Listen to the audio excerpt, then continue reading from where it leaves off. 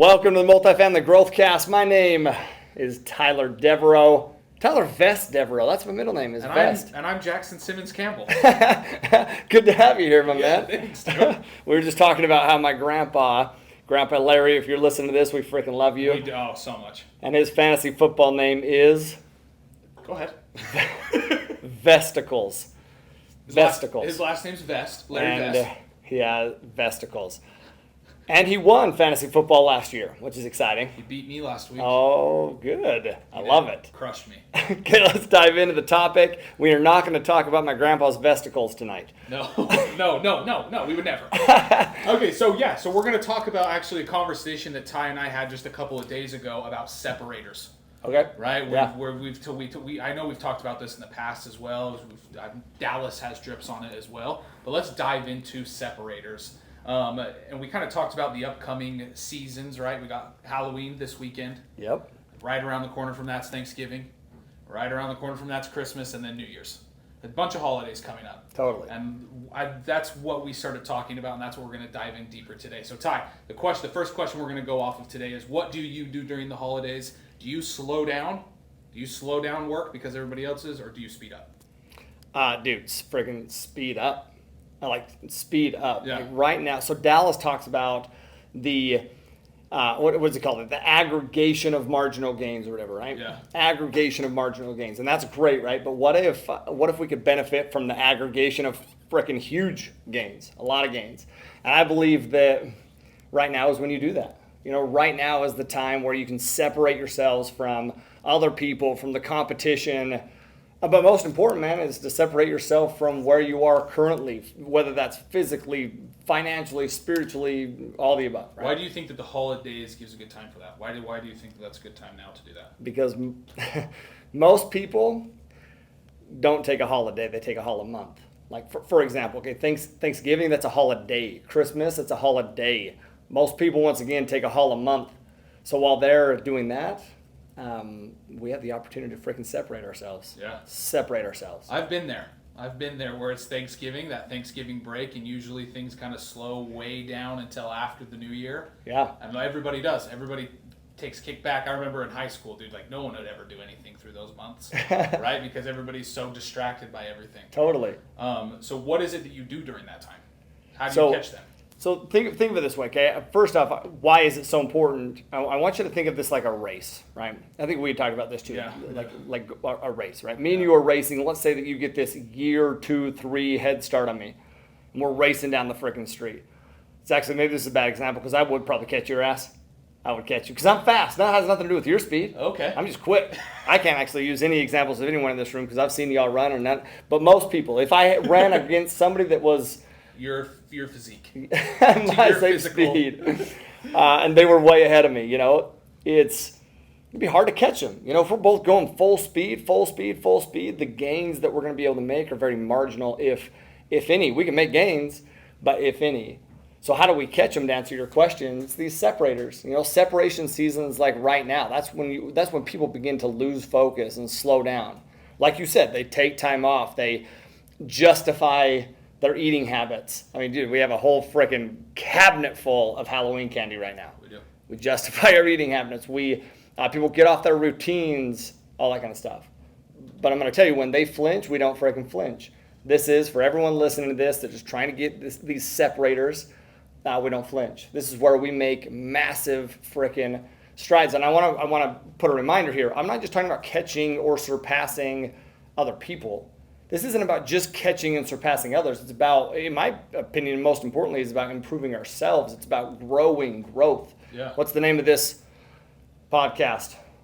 The Growth Cast. Because we're growing, Mother F. Now let's talk about how we can do that. Yes. Okay, do you know who Ed Milet is? Yep. Friggin' I love Ed Milet. Yeah. And Ed Milet taught me about really like personal separators. Like, and he talks all the time. He says that our success will never exceed our personal worth, meaning we won't ever really acquire and keep anything more than we feel like we're worth, like that we feel like we deserve, right?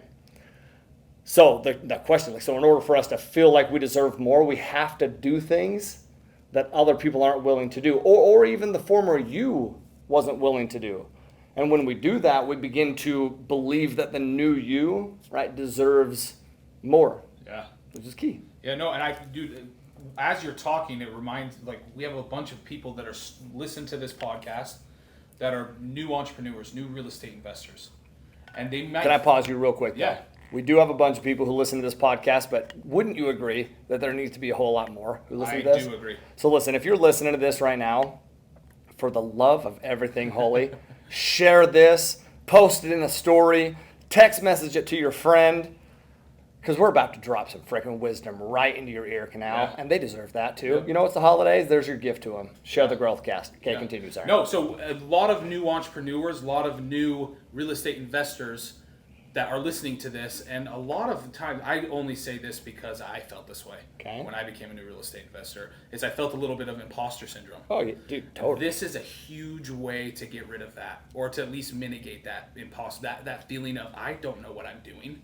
Totally. I've never been here to do that. By doing these things through the holidays and separating yourself is going to not only give you that confidence to be able to do things, but that imposter syndrome is going to go away because you know you're grinding. Dude, you know you're getting after it. That's not even just doing things. Yes, exactly. When everybody else is cutting back, but that's I believe that's period. Like, meaning all the time. Yeah. What makes us feel like we're worthy of it is doing it. Yeah. Doing it, right? Yeah. I used to give me some personal examples of separators. Yeah, some separators. Okay, so I'll give you one of Pop Warner football, okay? First one that comes to mind. I was actually just talking to somebody about this. This is why it pops into my mind. Yeah. Pops into my mind, Pop Warner football. See what I did there? You get it. Yeah. In where I grew up, we couldn't play like tackle football with pads and stuff until 6th grade. Yeah. And there's this weight limit. So there's this weight limit for those who could run, or essentially those who could touch the ball. You had to be under 100 pounds. And I was a big kid growing up, like 6th, 7th, 8th, 9th grade. I was like a pretty big kid. Yeah. But man, I was a good running back. And I've been playing in my backyard, dude, my whole freaking life. Now it's finally 6th grade. I finally have the opportunity to play real football. And dude, I'm like a little over 100 pounds.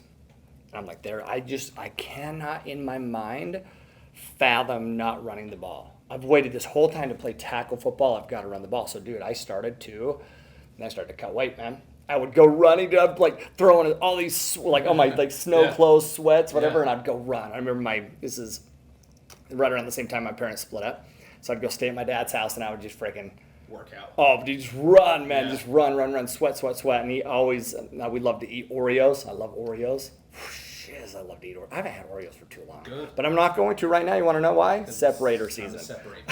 But I wouldn't eat. And same back then, I wouldn't eat them, dude, because I'm trying to cut weight.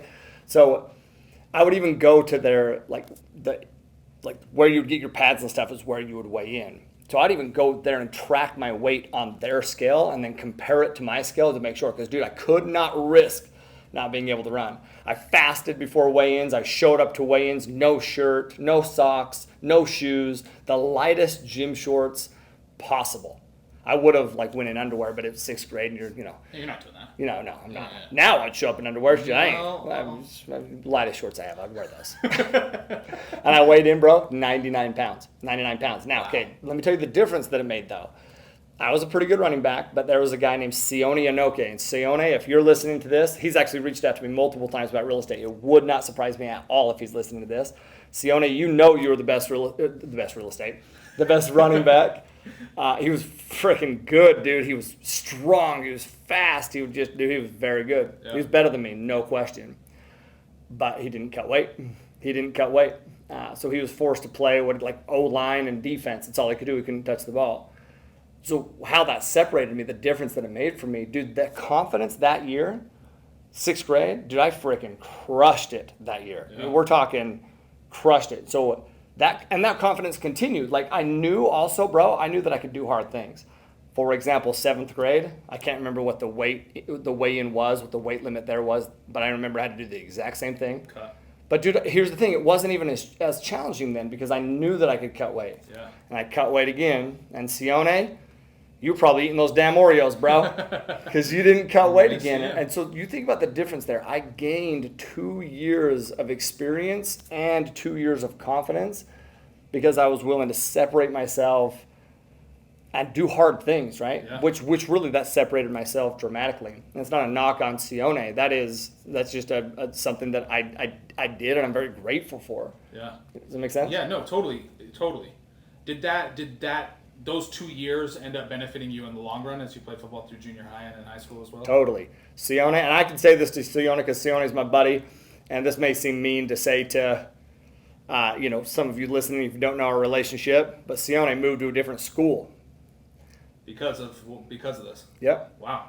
Because he knew who had the starting spot. Yeah. Your boy did. You want to know why? Because I cut weight, dude. Yeah. Because I separated myself. Freaking separator season. That's crazy. It is crazy because he was actually even way better than me in high school. I think that his confidence, he would have beat me out for the spot, dude. He was freaking good as shit, dude. He bounced out because you were there putting in the work. I'll never forget this one time he tackled me in 7th grade. Remember this is year 2. He hasn't cut weight, and he's probably pissed at me, dude. Yeah. He tackled me so hard, like I didn't even know my name, dude. And I remember my dad would always be like, if you get tackled hard, you don't ever want them to know that so you pop right back up. And I remember like he tackled me to the ground, and I'm on the ground. I'm like, holy. And I pop back up. I'm like, Dad, I'm up. I'm walking, but I'm going to the sidelines. I'm walking to the sidelines. Dude, he lit me up so hard. Okay, now give us an example in the business world. Okay. Of somehow. I'll tell you right now, dude. In the beginning of my multifamily investment journey. So let me backtrack, okay? That's when there was a separator, but I want to backtrack it a little bit. Because a couple years before that, Britt and I spent Christmas in Ghana, which was, I don't even know if we've ever even talked about this experience, but dude, it was like an amazing experience. We went and we did service at an orphanage in Ghana for, the whole month of, I think it was the whole month of December. Wow. And it was amazing, dude. We lived we're talking no hot water. You showered with a bucket. It was different, dude. Like there was no presents. There was no snow. There was no family. But it was so magical, so magical. Like volunteering at the orphanage it was just magical. So and I say that because now I'm a couple years later, and I'm just starting my multifamily investment journey, and I'm working on 2 deals during Christmas, and I worked on those all through Christmas, like the whole time. Me and Britt go to Utah to visit family, and because we were living in DC, or maybe even Austin, I can't remember one of those. We go to Utah to visit, and dude, I worked all through Christmas, and I wondered. I'm going to tell you right now, we had packs, and I wondered all this whole time, if it was worth it. Because then I go and I compare it, right, to, so you think of the goal of this business, the multifamily business that I'm starting, my goal is I want to spend time with family. Yeah. Well, now all of a sudden it's Christmas and I'm missing activities with family, and I compare it to Ghana and other years before that, and I started to highly doubt my decisions. Like, is this a good thing? Is this going to take over my time? Is this really what I want to do? And that was only fueled and only increased when, family and others, not in a mean way. They weren't doing this in a mean way, but I understand, I think this is very natural. That'd be like, dude, why are you working so hard? Yeah. Well, dude, it is natural. That's why we're talking about separator seasons. It's against the grain, dude. They're like, why are you working so hard? Like, dude, don't you know it's Christmas, right? You know who the only one that was not like that? Who? Brittany. Really? Dude, Brittany, man. Brittany's the most loving support. Brittany gets the long-term vision, dude, more than I do most of the time. Yeah. All the time. She's amazing. She's smart. She's smart. I'll tell you what I know now, though, right? Like, hindsight's always 20/20, and I look back now, and what I viewed in that moment during Christmas, working all through Christmas as a burden, and which caused me to freaking doubt my path and even limit my happiness during that time, definitely. It was actually a gigantic separator and a gigantic blessing, a huge blessing. Those deals that I was working on, a number of Christmases ago, they're a major reason where I am today. Not only because they propelled me to a new financial level, but they reminded me that I can do hard things. Not in spite of my family, but because of my family. Right. Does that make sense? Yeah, totally. It's like mentally, that totally changed my identity as well. Like, while everyone else was taking that, the Hall of Month, I was using that as an opportunity to separate myself. Which, once again, coming back up to our conversation earlier, that made me believe that I deserved more. It made me believe that I was worth more. Dude, I'm starting into multifamily. I'm wondering, like, can I really do this? Do I really, Yeah. and do I really deserve it? Yeah. Imposter syndrome, like you talked about. Yeah. Well, now all of a sudden I'm putting in work that other people aren't willing to do, or the past me wasn't willing to do, and now all of a sudden I'm like, okay, yeah, I do. Dude, what did Christmas look like? Because I'm sure you didn't miss every single event that week, that year, or did you? Not every single, but a lot, bro. What did that look like to you? Like, what? How did you? I love you asking me that question. How did you? What did you decide to go do with the family, and what did you decide to keep working? I locked myself into. So we stayed at my parents' house for a portion, Britt's parents' house, and when we were at Britt's parents' house, in the bedroom that we were staying in, I locked myself in there, and that's where I did my work. In my parents' house, most everybody's upstairs. Like there's an upstairs, downstairs. Britt's family never uses their basement. I don't know, it's a weird thing. They have this huge house, they never use their basement. But nobody really uses my mom's basement either. Yeah. So I was down there, dude. That's where I did my work all day. Everyone would go sledding. Everybody's going to go at night. Even at nighttime, they're going to go and see the lights at wherever. I just grind it. And I even had to do a private money presentation from that bedroom at Britt's parents' house.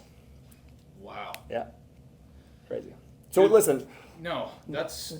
In life, once again, we'll only achieve what we believe we're worth, So why is this season right now so important, dude? It's because we have to begin to do things that, once again, you believe others aren't willing to do, or that the former you isn't willing to do. So that, once again, you can begin to believe that you deserve more. Dude, I'm always trying to trick my mind. Always trying to trick my mind all the time.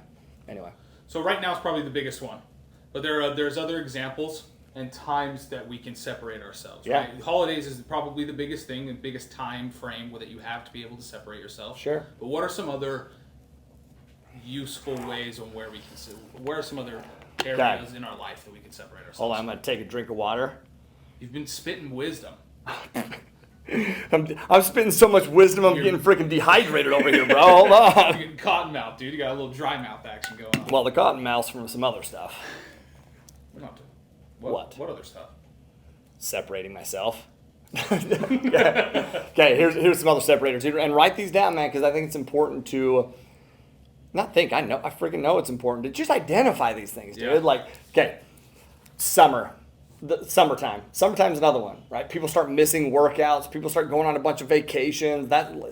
Just like right now. Yeah. That's when I want to double down, man. So does that improve my fitness? Like you think at the gym, like does that improve my fitness when other people are slowing down and I'm speeding up? Does it improve my physique? Probably, maybe. But more importantly, once again, it improves my internal identity. It makes me feel like I deserve more. I'm 37-year-old dude. But 37-year-old dude. Like, I'm not competing against anybody else at the gym. Yeah. I'm competing against the 36-year-old version of myself. Yeah. And right now, the 36-year-old version of myself would kick my ass. The 37-year-old's ass, which means I need to double down. Max and Whitney, I see them at the gym every single morning. You go to a different gym, which we've had this conversation. It pisses me off, but whatever. We're not going to go down that route. But, dude, they've seen me slack, dude, since when they first came. Don't shake your head so aggressively. Okay? He's agreeing with you. When they came into town, dude, I was working out harder. But then I really have I just haven't been working out as hard. Yeah. But, dude, I was in the gym, got a workout in, and got out of the gym before these sleepy asses even made it into the gym this morning. I'm back on track, dude. Y'all better watch out. Hey, have you seen me eating? Have you seen me eating any of those Coke? What are those little cluster things those turtles? I haven't been eating any this week because I'm ready, dude. I'm telling you, dude. Let me tell you, didn't I? Because he ate the whole jar that he got for his birthday last week. What did I tell you? What did I tell you about the lady the person that told me that I looked small? Gosh, I wish I could remember. She basically said it looks like you used to work out. Yes. Oh, she was comparing to the photo in the brochure that we have at the event. I was just in Chicago, and she brought this brochure up that was a picture of me once again a year ago. And she's like, I didn't even know if this was really you because you shaved your head. This person obviously has hair, and they're like, this picture, you were a lot more bulky. You've obviously lost a lot of weight, a lot of mass, is what she said. And I was like, okay, it is time to double down. Okay, so there's one example. Okay, COVID is another one. Dude, COVID, in March 2020, when everyone was quarantining and everybody else started to binge on Netflix, I did not do that.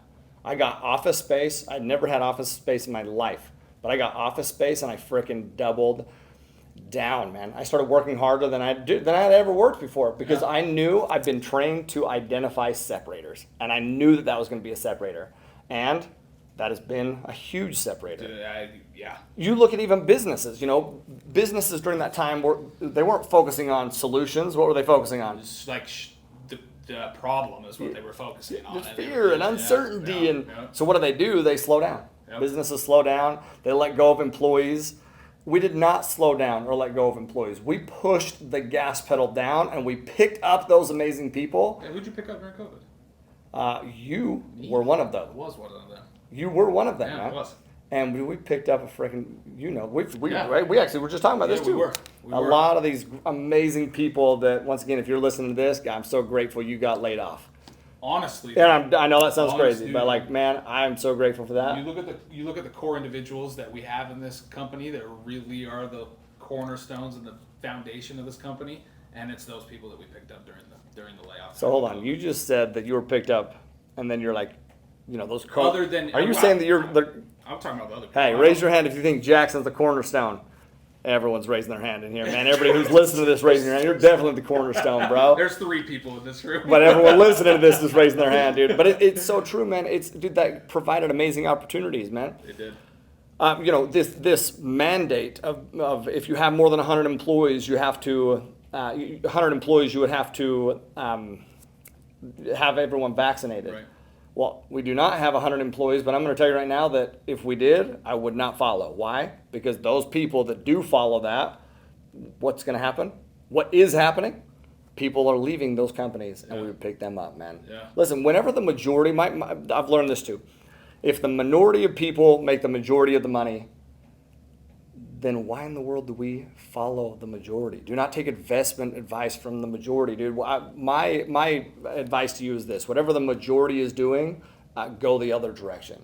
Okay, now another separator is doing things that are scary or hard, that other people view as scary or hard, or even the past you view as scary or hard. I mention this all the time, but Jeremy, who was my first mentor in the multifamily space, Jeremy, if you're listening to this, I freaking love you, dude. He would tell me all the time, he was like, dude, when you're nervous or anxious, that's a sure sign that you need to take action. It's a sure sign. So what happened, man, I started to get in this habit of attacking fear.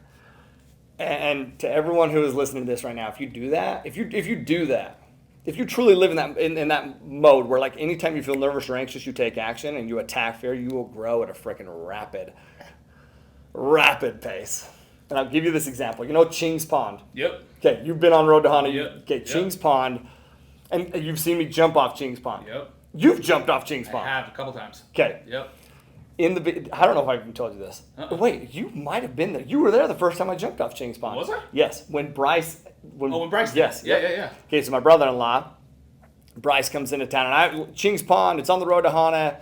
Everyone's told me that you don't jump there. You jump from the road down, and it's not even that high. 40 feet, 30 feet, something. It's not super high. It's not even that high, but it's if you jump too far, you're dead. If you don't jump far enough, you're dead. You have to jump in this gap. Uh-huh.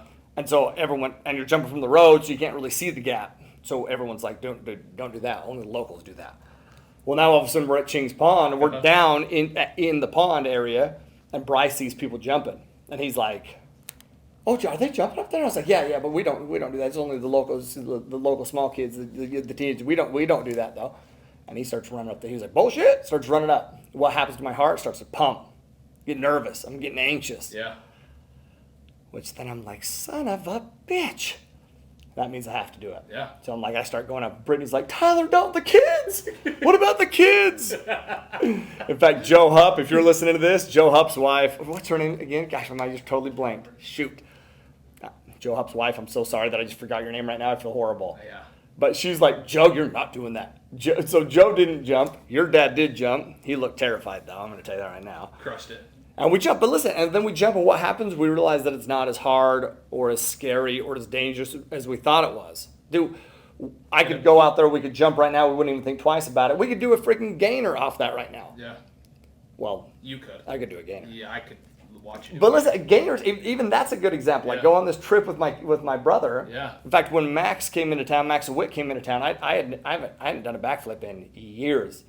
And they're like, you should go do a backflip. And I was like, well, that's a great point. Let's do it.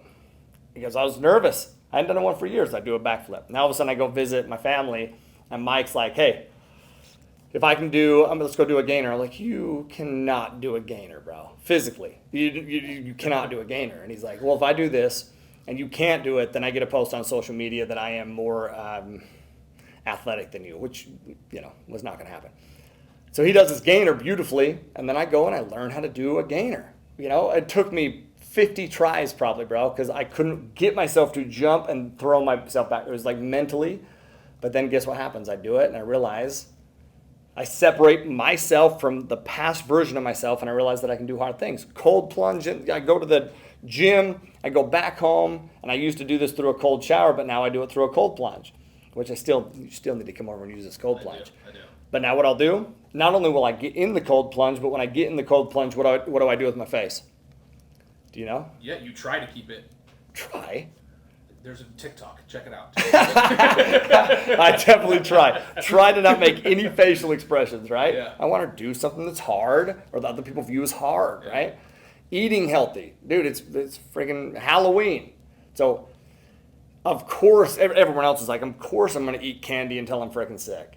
Once again, man, we're not trying to convince ourselves, or we are really trying to convince ourselves that we deserve more. So how do we do that?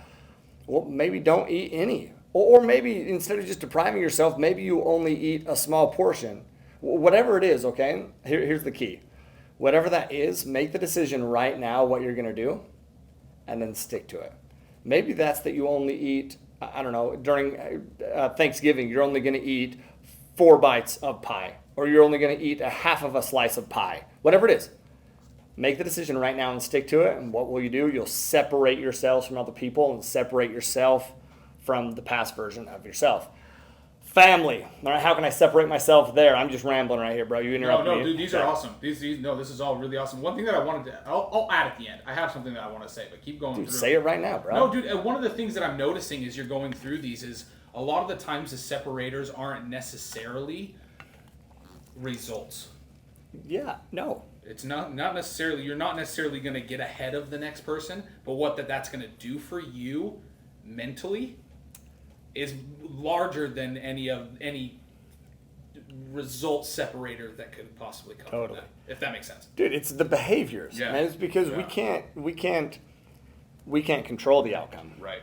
Winning is no respecter of persons. Like, it doesn't matter if we've worked hard, it doesn't matter if we've separated ourselves from winning. The result, dude, that can go to somebody who did not work as hard as you, who's lazy as shit during separator season, and they happen to win. So why do we do that? Well, because if we don't do these things, the only thing that we guarantee is that we don't win. Right. We don't win. We don't get as far as we could have potentially. Which is the biggest win. Yep. Growing, that's the biggest win. 100%. Yes. Couldn't agree more. Okay, so family. How do we separate ourselves there? Well, when do most people spend time with family? At nighttime. Mm-hmm. And this actually happened about a year ago. I remember when this happened. Yeah. When it's exactly what was happening, man. Yeah. When I was come home and I'm tired and I'm not my best self.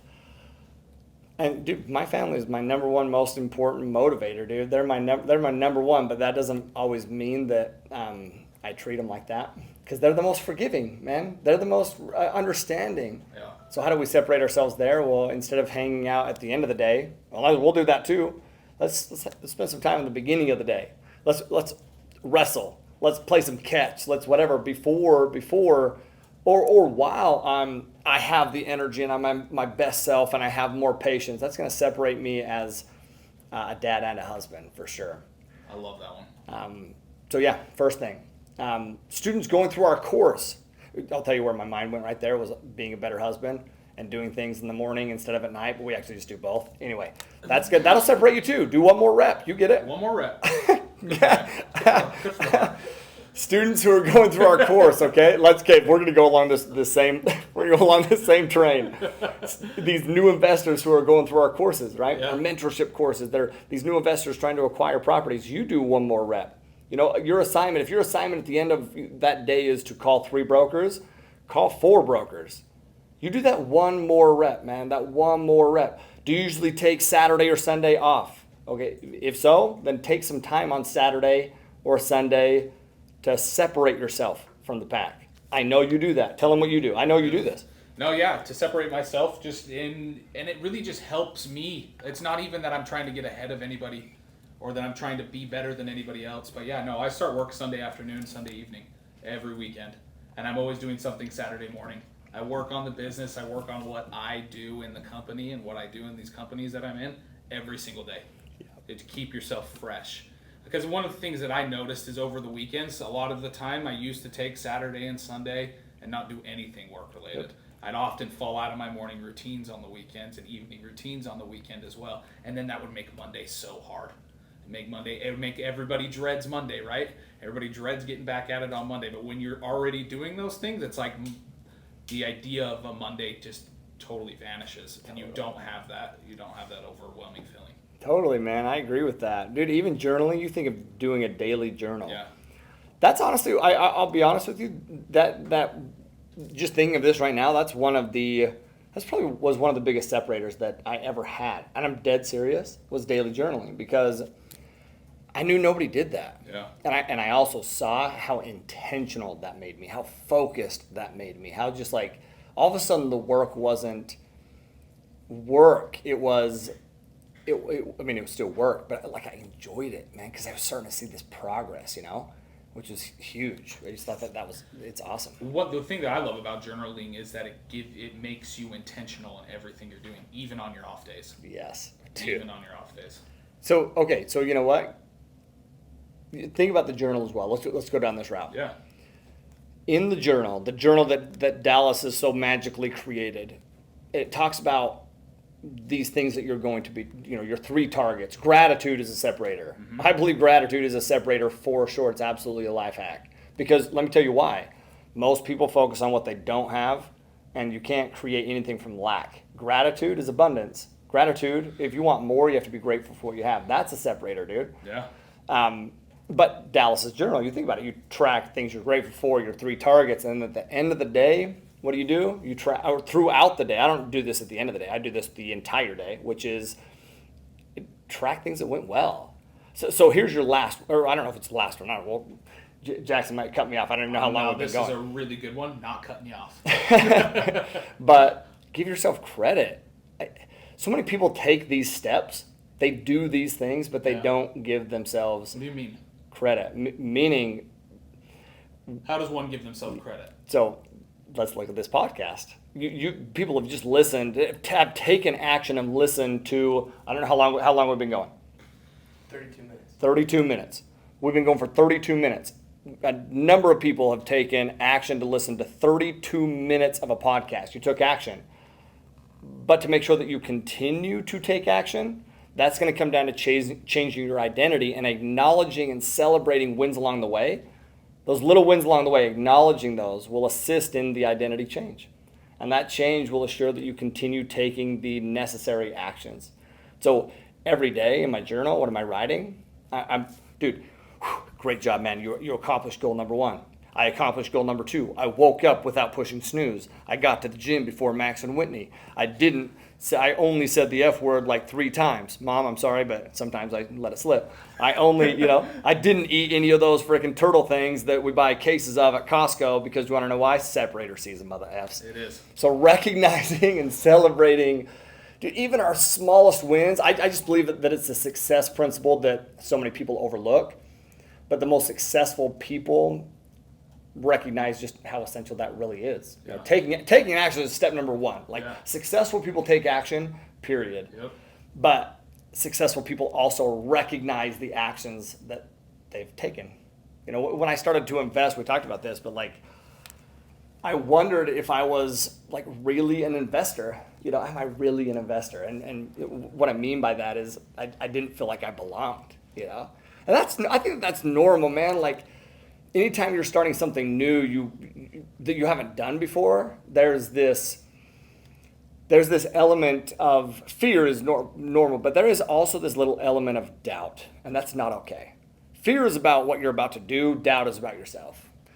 And so how do you eliminate that doubt? Well, dude, and I'll tell you my fear, my doubt, right? I was like, dude, because I'd already even done a couple deals. Yeah. I was like, man, I think people are going to just like all of a sudden find out that I was like just some fraud who somehow lucked his way into deals all of a sudden. And I know that sounds silly, but I swear to God, dude, it was real for some reason to me. It was real. I think a lot of people deal with that, dude. I think a lot of people go through that. See, that's good to know. So, it's recognizing it. You know, my mentor, I think that this was Jeremy. I honestly cannot remember. I think it was Jeremy, though. It had to have been Jeremy because it was right around that same time, dude, where he told me to quit running from those thoughts and address those thoughts instead, right? So he said, dude, when those fraudulent doubts like come into your mind, don't ignore them. Like instead, like literally take a second to acknowledge how far you've come. Like take a second to write down all the things that you've accomplished. And what he meant by that is not even the results, but the behaviors that you've done, the things that you've done. Acknowledge the work that you took to get to this point, to make the progress that you have, right? So I started doing that, dude. And I'll tell you, when I did that, those thoughts would dissipate. And I felt like I deserved more because of the separators, like we just mentioned, man. So people say, forget the past, dude. And they'll be like, dude, forget the past, look to the future. I would say, dude, look to the past to freaking motivate, inspire, and guide you to the future. You know, the destination is the journey, dude. It's because the journey is what makes you worthy of any destination, that journey that you go through. So don't forget that. Don't discredit that as you begin to go through this. As you begin to separate yourself, understand like the journey, what you're doing with those separators, those are the things you're going to look back and tell stories on when you're all of a sudden being interviewed on a podcast and somebody's like, hey, what's a separator? You're going to be like, dude, I listened to Tyler Devereaux and Jackson Campbell. Those motherfuckers showed me how to separate myself. Shiz. I was going to be able to write as a separator that I didn't drop an Effenheimer today, and I just dropped a subtle Effenheimer. I apologize to the listening base. No, awesome. We went over a ton of really great things that you can do to separate yourself in not only real estate investing, but in life. Totally. And really put yourself and help yourself become the person you want to be. Can I mention one more thing? Absolutely. Because one of the things that you said, I'm trying to remember when you just said that, but it just reminded me as you went through that, which was you, and I think maybe you were even said something like, when you were talking about the coming in on Sunday, when you're like, I'm not trying to separate myself from somebody else, I'm not competing or something along those lines. Can I tell you another thing that I think people struggle with? Yeah. Is if somebody's not super competitive. Like listen, some people just want to improve themselves. There's some other people who are very competitive and they want to improve themselves. They want to knock some people off along the way. Right. I'm pretty competitive. Yeah. But dude, you're just the kindest person. Oh, you're one of the kindest thanks, people I've ever met. You are, dude. Thanks. And so and people who are like that, who are very kind, and sometimes they don't want to separate themselves because they know what happens when you separate yourself. Well, you separate yourself. Yeah. You know, we just made a post. I don't know, I make a ton of posts, but I recorded a video or saw a video that was posted, that I talked about when you really know you're making progress, you'd really know you're on the verge of greatness. In fact, it was an interview I was doing with you in Dallas. Yeah. Yep. Well, verge of greatness when those people in your inner circle start to be those individuals that you're separating yourself from. Yeah. And I had so many people comment and be like, dude, that means you need a better inner circle. No, listen, you're always going to have people in your inner circle who are going to love you no matter what, and that's a great thing. And it does not mean that your inner circle is bad. You know what that means? That means that your inner circle is no longer pushing you to be the person you need to be. And so what do you need? You need to surround yourself with people that push you, that help you separate yourself. That doesn't mean that you just write off everyone else that's good. These are good people. They just don't push you. So some people that are very kind and just like very conscious of that, they don't want to separate themselves because they don't want to do that. But we have to. Growth is a separator, not just from others, but from, once again, our past version of ourselves. So if you're struggling to think about separating yourself from others, think about separating yourself from the past version. And if you are struggling with that, look back 10 years ago. Yeah. Look in the mirror and be like, hey, who was I 10 years ago? And you're going to be like, oh my God, I'm so glad I separated myself from that person. Because, dude, life is about growth. So, separators. Anyway. Absolutely. No, do we have a Hawaiian principle that goes along with separating yourself? Yep. Okay. There is one, I hope I can remember it. or pronounce it correctly. I think it's ho'ohana. Ho'ohana. I think so. Hopefully. And what that means, ho'ohana, it means the value of purposeful and meaningful work. So ho'o, if I remember right, means to do, and hana means to work with purpose or intent. So when we work towards something with intention, it provides this feeling of satisfaction and purpose that nothing else can. So we're talking about separators, right? And this extra work we're about to put in. And some people will listen to that and be like, that sounds exhausting to me. That sounds exhausting.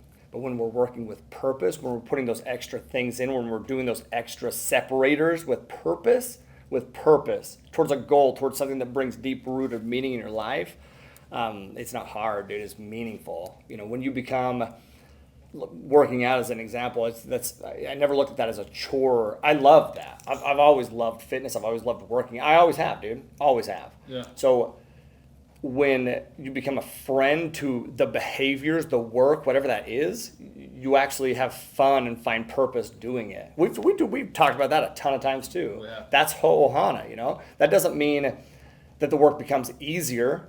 It just means that you become a friend to the work. It's because you know that as you're putting in 100%, you're going to become stronger and better, and you're going to be able to put yourself into a position to help other people even more, man. Amazing. Tyler, thank you. Bro, Always thank you, dude. Always spitting knowledge. God, thirsty, man. I'm dehydrated, bro. All right, everybody out there, thank you so much for spending the last however many minutes. How many minutes? 42 minutes with. Woo! Geez, that's 2 in a row in the 40s. That's fine. Thank you for spending 40 minutes with us. Now, give yourself a pat on that beautiful backside and take and acknowledge what you've done. Give yourself credit for what you've done. And you continue that movement, those separators, those actions, those extra things the entire holiday. When everyone else is coasting, we're frickin' pushing the gas pedal down. Amen. All right. Hey, have a great frickin' weekend. We love you. We'll see you soon. And as always, live always with aloha. Peace.